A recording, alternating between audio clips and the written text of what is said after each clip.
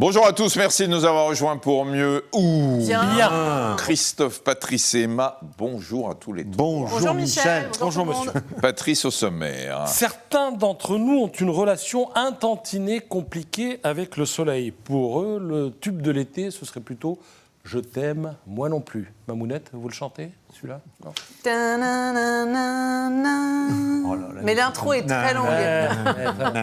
Bon, en tout cas, la chansonnette, pour certains d'entre nous, passe tous les ans à la même époque. Le thème du jour, donc, ce sera « Comment se protéger contre les lucites ». Emma.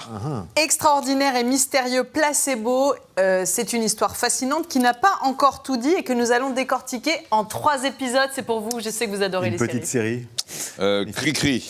Et si je vous disais que le jus de betterave, tenez-vous bien, Sucré, non? vous voyez un peu quand même, oui, a des vertus totalement inattendues en faveur de la performance sportive, je vais vous le dire. Voilà, je vous le dis, le jus de betterave a des vertus incroyables au bénéfice de la performance sportive. Voilà, mon sujet du jour. Et on va démarrer avec le Patscan. Alors Patrice, ça commence à sentir la plage, bientôt les vacances et là, attention aux lucites et non pas aux lucioles. Oui, lucite. Premier jour de vacances, vous débarquez sur la plage avec votre nouveau maillot de bain. Vous cherchez cette caresse du soleil que vous avez espérée toute l'année. Vous finissez par la trouver.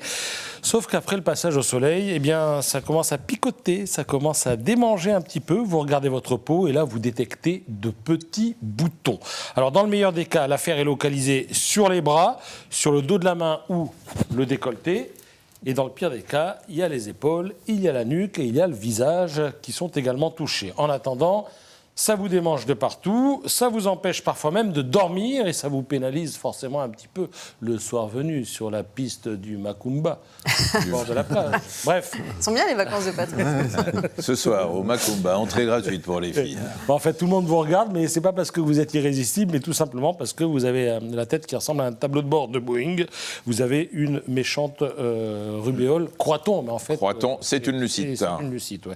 Alors, ces petits boutons rouges, effectivement, on appelle ça une lucite. Les lucites, c'est le nom savant des éruptions cutanées. D'ailleurs, si vous êtes latiniste, et vous l'êtes, vous avez vaguement repéré le mot « lux », qui veut dire lumière dans lucite, et c'est la plus fréquente des photoallergies. Photo, ça vient du grec photos, qui veut dire la lumière. Voilà. Ça veut dire appareil photographique numérique qui est réflexe. C'est fou ce qu'on bosse les langues latines dans cette émission. C'est un truc en médecine, il y a plutôt du grec. Ouais. Alors, donc, langue morte, on va dire. Voilà, alors, il faut s'en occuper parce que la solution, c'est quand même plutôt de l'éviter. Oui, parce que ça peut être grave, du latin gravis. C'est vrai ou pas ça? Je ne sais pas si on ne vient pas de le réveiller. Gravas. Je connais les patatas gravas. Tout va bien, Patrice? Attendez, parfois c'est bénin, parfois c'est pas bénin. Hein. La lucite bénigne épargne en visage. Le visage épargne en général le visage et disparaît au bout de quelques jours quand le bronzage commence un petit peu à faire son œuvre. En revanche, la lucite polymorphe, celle-là, il faut s'en méfier, elle est plus coriace. Le bronzage ne la fait pas disparaître et dès que vous vous remettez au soleil, eh bien, ça repart de plus belle. Voilà, et c'est là que je devais dire, mais le mieux n'est-il pas de prévenir? Oui, Michel, il existe 2 solutions. Petit 1, la solution 1. De quoi s'agit-il? Les médicaments. Ne pas partir en vacances. Non, ça, c'est la solution 0. Non, la première solution, d'abord, c'est les médicaments, mais il faut que le traitement débute 2 semaines avant l'exposition au soleil. C'est pour ça que je vous en parle maintenant, parce que les vacances, c'est pour bientôt. Et secondo, vous pouvez suivre une PUVA-thérapie. PUVA-thérapie. Alors, on vous désensibilise aux ultraviolets en vous exposant à des doses progressivement croissantes. En marge de ces possibilités, évidemment, il y a quand même une protection dont il ne faut absolument pas faire l'économie, c'est celle de l'écran total contre les UVA, parce que figurez-vous que les UVA jouent un rôle dans l'apparition de ces fameuses lucites, éruptions cutanées. Des lucites qui peuvent vraiment vous pourrir les vacances. Merci beaucoup, Patrice. Attention, les amis, là, attention. Dans la rubrique « Qu'est-ce qu'on est bien foutu ?», ça demande un petit peu de concentration. Je vais vous expliquer la différence entre le moment où vous décidez de... Voilà, j'ai posé le doigt ici sur la table et je décide de le retirer. ça prend entre 150 et 250 millisecondes. Si je pose la main sur une plaque chaude et que par réflexe, je l'enlève, ça prend entre 50 et 100 millisecondes. Autrement dit, beaucoup plus rapide. Comment est-ce possible ? C'est quoi un réflexe ? Et je vais vous montrer ça, mais ça demande, je vous l'ai dit, un petit peu de concentration. Nous sommes tout oui, Michel. Alors, regardez, nous allons commencer par une première photo des neurones. Ce sont les neurones qui se retrouvent... La matière grise. La matière grise, la substance grise si c'est dans le cerveau, mais les neurones, il y en a tout le long de la colonne, puisque tous nos nerfs sont constitués d'une succession de neurones, et tout ce maillage, cette toile d'araignée, ce sont les connexions qu'il y a entre les différents neurones, et c'est ça qui fait qu'on bouge, qu'on parle, qu'on fait tout un tas de choses.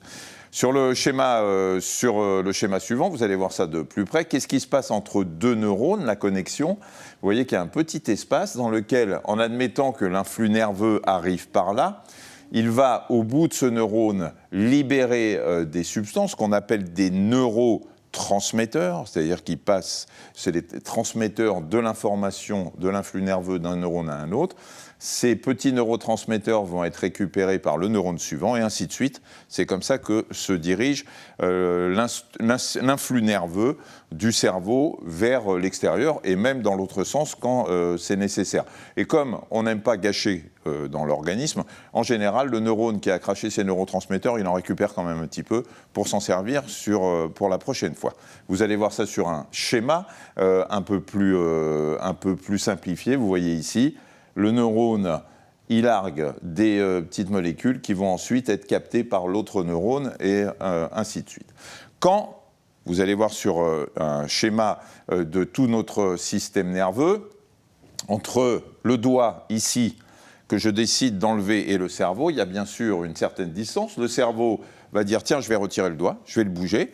Donc l'information descend dans la moelle, va passer dans les nerfs jusqu'au doigt. On le retire, ça va vite, hein, je vous l'ai dit, de 200 millisecondes, et on le retire. Pourquoi on va plus vite quand on se brûle et qu'on passe par un réflexe ?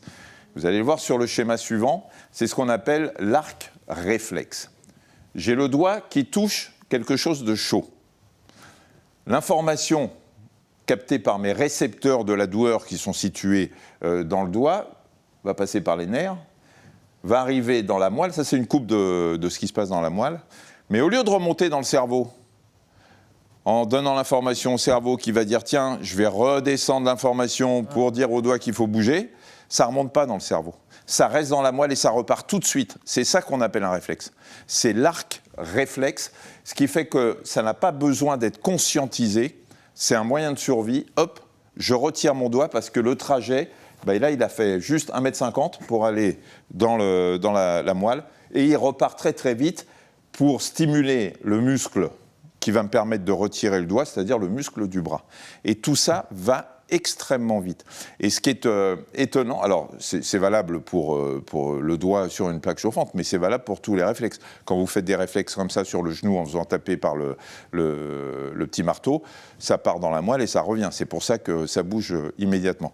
Et ce qui est assez fascinant, il y a des chercheurs qui ont montré ça il n'y a pas très longtemps, c'est que quand vous décidez de retirer le doigt, là on ne parle pas des réflexes, mais quand vous décidez de retirer volontairement un doigt, le cerveau a capté l'information avant même que vous en soyez conscient. C'est-à-dire, je vais retirer mon doigt, mon cerveau, il s'est mis en branle, il a activé les neurones, avant même que je sois conscient moi-même que je veux retirer mon doigt. Donc la conscience est en dehors du cerveau. La conscience, je ne sais pas si elle est en dehors du cerveau, mais en tout cas, le cerveau, l'action du cerveau précède le moment où vous allez vous dire « tiens, il faut que je retire mon doigt, je voudrais le bouger ». Voilà l'arc réflexe, ça c'est assez fascinant. Et d'ailleurs, il y avait des comparaisons. À vos souhaits. Merci. Le réflexe va 10 fois plus vite qu'un clignement d'œil volontaire. Vous faites ça ? Votre réflexe, il va 10 fois plus vite. Voilà ce que je voulais vous dire aujourd'hui. La moelle épinière, c'est comme dans le cerveau, il y a les mêmes... Il y a les mêmes neurones. Les mêmes connexions de la même manière. Les mêmes connexions neuronales que je vous ai... C'est un raccourci, en quelque sorte. À quoi? Un raccourci. C'est un raccourci, mais c'est un raccourci qui vous permet de vous sauver, d'où la notion de réflexe. Mais c'est pas forcément guidé par les récepteurs de la douleur, alors quand vous dites qu'il y a le réflexe du genou Non, c'est pas. Il y a des réflexes, parce que là, c'est les réflexes rotuliens, mais il y a des réflexes, on a plusieurs réflexes, mais le principe de l'arc réflexe, comme je vous l'ai montré, c'est que ça ne remonte pas vers le cerveau pour redescendre, donner l'information. C'est un circuit court qui vous permet de vous sauver. On est bien fait quand même. Ah mais je vous dis, la rubrique c'est qu'est-ce qu'on est bien foutu, c'est marqué là. Mais qu'est-ce qu'on est bien foutu. Non, mais c'est voilà. Vous avez trouvé un bon titre. Oui, je suis assez créatif. Voilà. On va passer à la chronique d'Emma.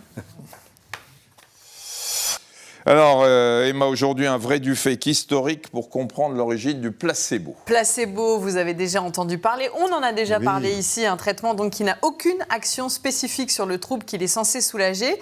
Ça désigne une substance donc, sans principe actif, mais c'est un fake qui a du bon. Je vous raconte tout ça en 3 chroniques. Hommage à vous, Cricri. Alors aujourd'hui, je vous le fais en mode historique. Vous savez ce que signifie le terme placebo en latin? Placebo. Oui. Maître Capello, Non. c'est la première personne du futur du verbe placere, c'est-à-dire plaire. Donc en gros, ça veut dire je vais plaire. Mais pour comprendre comment on en est arrivé à notre placebo, faut remonter un petit peu le fil de l'histoire. Alors jusqu'à Saint Jérôme, qui est chargé par le Vatican de traduire la Bible en latin. Là, on est au 4e, 5e siècle. Il s'appelait Jérôme. Parce qu'on est saint après avoir mouru. Voilà, c'est ça. Après avoir vécu. Ouais, Appelons-le Jérôme. Jérôme. GG. Et donc, il doit traduire la Bible, mais il fait une petite erreur sur un passage, sur un psaume, qu'il fait commencer par ce mot, placebo, au lieu d'un autre. Et il se trouve qu'un peu plus tard, c'est ce texte que les familles endeuillées récitent au moment de la veillée funèbre. Or, l'attitude parfois exagérée des pleureurs et des pleureuses leur a donné le surnom de placebo. En gros, ils en faisaient trop. Et c'est comme ça que le placebo est devenu synonyme de flatteur, de flagorneur. Donc là, on était à ce stade-là de l'histoire complètement dans le fake. Complètement dans le fake, mais pas du tout dans le placebo actuel. Non, il trouve certainement son origine au XVIe siècle. Donc petit bond historique, d'après le récit de l'Académie nationale de médecine. Donc au XVIe siècle, contexte hyper religieux, on traque les personnes possédées par le diable, mais parfois de manière, là encore, un petit peu trop zélée. Alors pour éviter les exorcismes abusifs, on présentait de fausses reliques à l'individu douteux, des reliques placebo en somme, et s'il réagissait de la même manière que si c'était des vrais, tout ça selon évidemment les critères de l'époque authentifiés par le Vatican, on en déduisait qu'il s'agissait plutôt d'un fou que d'un démon, et probablement que l'idée d'utiliser un produit inactif pour mesurer une manifestation clinique bien réelle est née de cette pratique. Et demain, je vous raconterai la suite de l'histoire avec la première étude utilisant des placebos, mais le chercheur ne le savait pas, lui, et à l'époque, pourtant, tout était là. Voilà. Raconte-nous des histoires, Mamounette. Merci beaucoup. On va retrouver le sport avec Coach Cricri. Alors, c'est vrai qu'au début, quand vous avez proposé ce sujet, on s'est dit... il a bu. Mais il a bu, oui, il a bu du jus de betterave, parce que le jus de betterave aurait des effets sensibles sur les muscles et notamment sur l'endurance. Et c'est plusieurs études qui le montrent, notamment une première étude qui a été publiée dans le Journal of International Society of Sports Nutrition. Voilà, ça a été publié dans ce support. Elle a suivi cette étude 27 grimpeurs à 3720 mètres d'altitude. Ils ont été répartis en 3 groupes. On a fait un groupe qui buvait de l'eau, un groupe placebo et un groupe avec du jus de betterave, figurez-vous. Tous ont été soumis à des tests un petit peu avant l'ascension, notamment de la force isométrique et la force isocinétique. Vous savez, quand on retient une charge ou quand on est capable de la repousser. Des tests de souplesse, des tests de saut horizontaux et verticaux.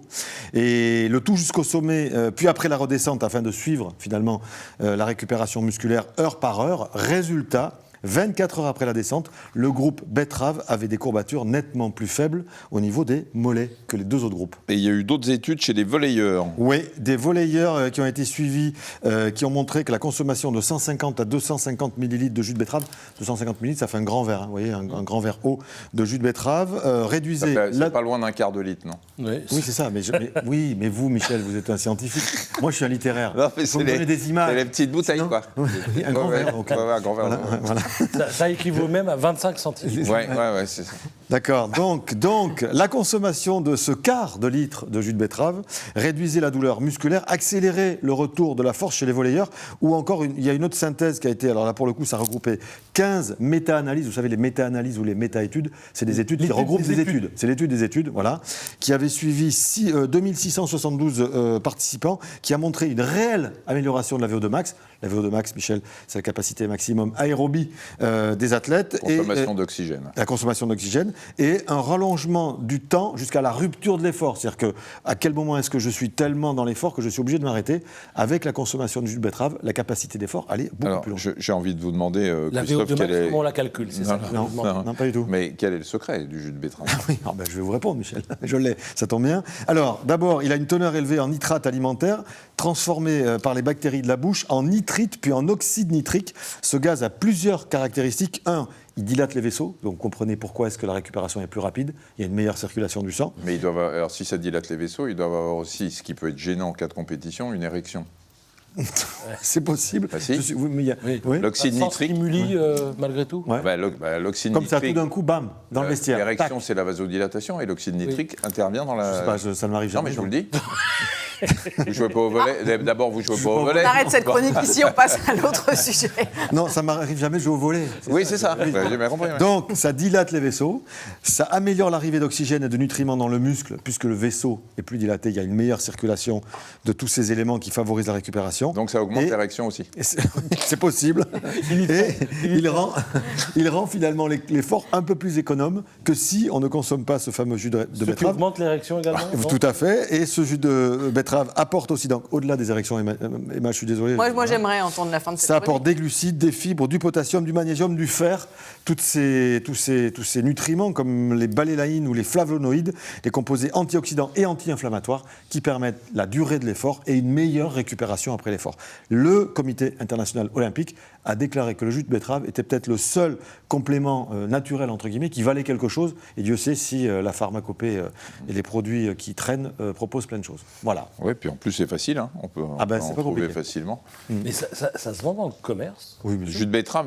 Oui. Bah oui. J'ai jamais vu non plus. Sinon, si vous avez une centrifugeuse, vous mettez une centrifugeuse, pardon, oui. et puis vous faites votre jus de betterave vous-même. Avec un peu d'eau, ça marche très bien. Ouais. Merci, coach. Christophe, personnellement, le jus de betterave, vous qui faites beaucoup de sport. Non, j'ai découvert ça. Je vous fais une chronique aujourd'hui parce que j'ai découvert et moi je n'avais jamais vérifié ça ou en tous les cas testé. Mais je vais boire du jus de betterave. Ouais. Un peu de sémantique. Ça manquait. Comment appelle-t-on les personnes qui boivent de l'urine? Ils pratiquent ce qu'on appelle l'urinothérapie. Non. L'urinothérapie, et il y a un autre mot, c'est l'urophagie. Urophagie. Ah ouais. C'est des personnes qui sont persuadées que boire son urine, c'est bon pour la santé. Ce qui, sur le plan intellectuel, est tout à fait compréhensible, puisqu'en général, l'organisme se débarrasse par l'urine de déchets. Ouais. Des déchets de l'organisme, parce qu'il est logique que le fait de les reboire vous remet les déchets dans l'organisme. Ouais. Et donc, effectivement, ça marche très bien, c'est bien connu. Comment appelle-t-on...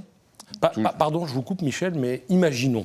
Ça a déjà été fait, oui. Non, mais oui, il nous arrive n'importe quoi, on n'a pas à boire, on est coincé à un endroit, Est-ce qu'on peut boire sa propre urine? Vous n'allez pas en boire beaucoup, parce que je suis pas sûr que... Je demande, est-ce que si on est... Oui, ça vous réhydrate un tout petit peu, mais il faut... En général, les gens qui faut être désespéré, mais les urinophages, ils boivent vraiment quelques gouttes. Hein. Vous ne buvez pas 250 millilitres. Hein.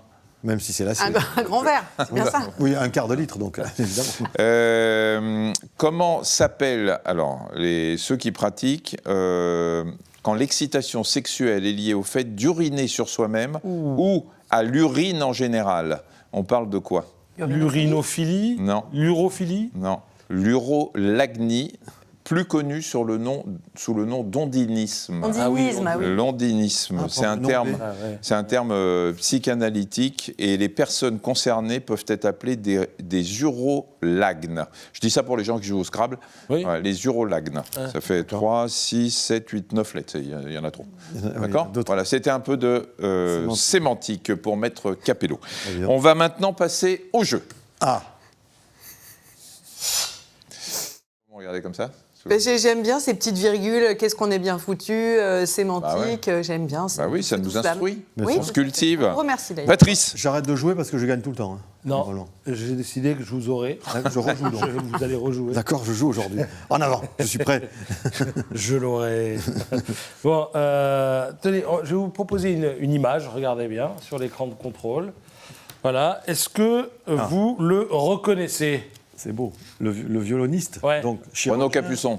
Visiblement, non. Je ne vois pas. Vous le reconnaissez ou pas, Christophe ? Non, je ne le reconnais pas. Non, c'est normal parce qu'il n'existe pas. Ah, d'accord. En fait, j'ai demandé à l'intelligence artificielle de me mettre un toubib avec un violon. C'est juste une image comme ça pour illustrer le jeu. D'accord. Voilà. Donc, je retiens normal. ça. Donc. Jusque-là, vous avez j'y suis. Jusque-là, c'est passionnant. Vous avez vu qu'il y a un chirurgien, vous avez vu qu'il joue du violon. En tout cas, il y a un violon. Et j'ai fait cette image donc pour illustrer notre jeu. La question que je vous pose, elle est très simple, Christophe. Quel est le rapport entre cet instrument de musique, donc le violon, et la chirurgie ? Avec 3 possibilités. On va demander à Michel de nous proposer la première. La question fait référence au jargon des médecins et plus précisément des chirurgiens. Quand l'un d'entre eux se rend au bloc opératoire pour y opérer un patient, il est d'usage qu'il dise à ses collègues « Aujourd'hui, je suis au violon ».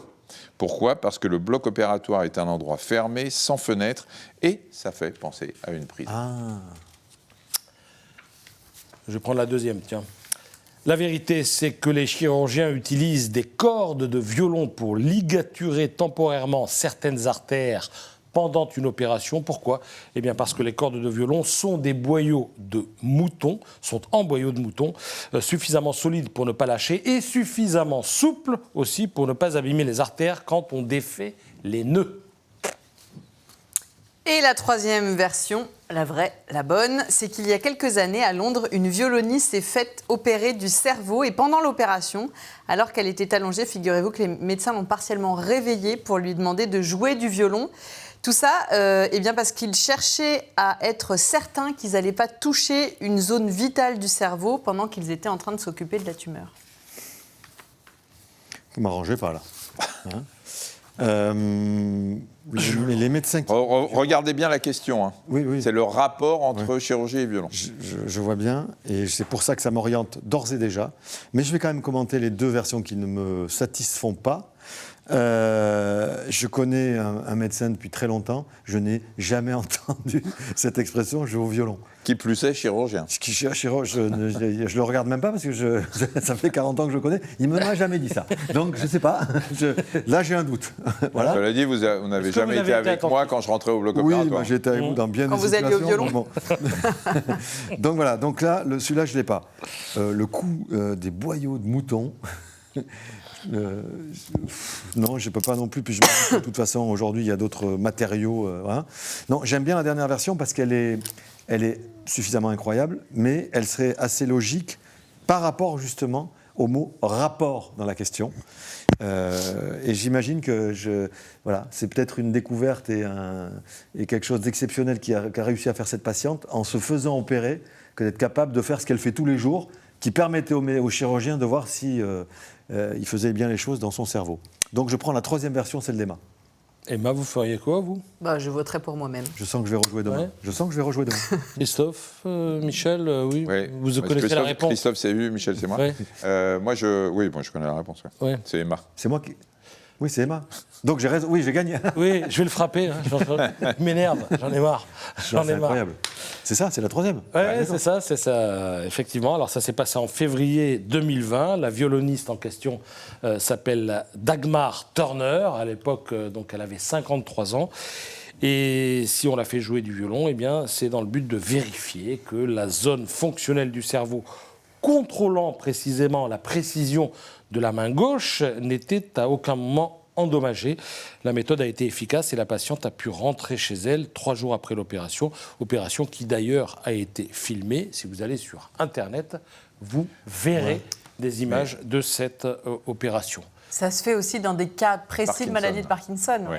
Mais c'est pas... c'est fascinant. C'est fascinant, mais très souvent, par exemple, moi j'ai assisté à des interventions sur la maladie de Parkinson, la chirurgie de Parkinson, on demande aux patients à l'anesthésie de réveiller le patient pour vérifier qu'on est dans des zones correspondant vraiment au locus niger. Alors qu'il a le crâne ouvert. Oui, enfin, il a le crâne ouvert. C'est la stéréotaxie, donc il y a un cadre avec des aiguilles qui rentrent par le crâne et le cerveau, et on vérifie qu'on est bien dans la zone correspondant à la sécrétion de dopamine pour être sûr parce qu'on de ne pas passer à côté. On ne sait pas vérifier sans demander d'exécuter le mouvement. En l'occurrence, la violoniste... L'IRM réalisé pendant l'opération permet de cibler, mais comme la zone est très très fine et qu'on peut être à 1 millimètre à côté, ils vérifient, ils ont la chance maintenant de pouvoir faire réveiller le patient pendant l'opération, sans que ce soit douloureux, parce que je vous rappelle que le cerveau n'est pas douloureux. Il n'y a pas de nerf de la sensibilité dans le cerveau. Les méninges, oui, mais pas le cerveau. C'est fantastique, quand même. Merci beaucoup, Patrice. D'ailleurs, l'histoire des fils en boyau de mouton, aujourd'hui, il n'y a plus ça, mais je crois que ça s'appelait du catgut. C'était des fils de suture qui étaient réalisés, je ne sais pas si c'est pas dans du boyau de mouton. Il n'y a encore pas très longtemps. Ah, c'était pas complètement faux. Voilà. Je sais des petits indices. Vous savez, quand on aime bien faire la cuisine ou en parler, ici, c'est l'été, le barbecue, etc. Vous savez aussi que le barbecue, c'est pas toujours terrible parce qu'avec la fumée qui remonte des flammes dans laquelle la graisse va tomber, il y a des choses qui sont un peu cancérigènes. Donc, je ne vous dis pas de ne pas faire de barbecue, mais moi, je suis un fan de plancha pour ces raisons, notamment, parce que d'abord, je trouve que c'est beaucoup plus facile à faire. Et si vous aimez la cuisine à la plancha, ce livre vient de sortir, la Bible de la plancha. Il y en avait d'autres. Là, c'est une nouvelle Bible de la plancha qui est publiée chez Éditions Sud-Ouest par Liliane Autal et des photographies de Pierre Bordet. Alors, je vous dis tout de suite, j'ai préfacé ce bouquin, mais je ne touche pas de droit d'auteur, ce qui me permet de vous en parler aujourd'hui. Et à l'intérieur, vous avez tout un tas de recettes extraordinaires pour préparer les plats à la plancha, que ce soit les tapas, l'entrée, les plats, le dessert. Il y a plein de choses qui sont absolument géniales pour que vous puissiez cuisiner. Et je vous le répète, la plancha, c'est quand même plus sain que le barbecue, même si, évidemment... Chacun fait comme il veut. Et que le barbecue, ça donne quand même un petit goût un peu différent. Voilà, la Bible de la plancha aux éditions Sud-Ouest, Liliane Autal et des photos de Pierre Bordet. On se retrouve très vite pour un nouveau Mieux ou Bien. À bientôt.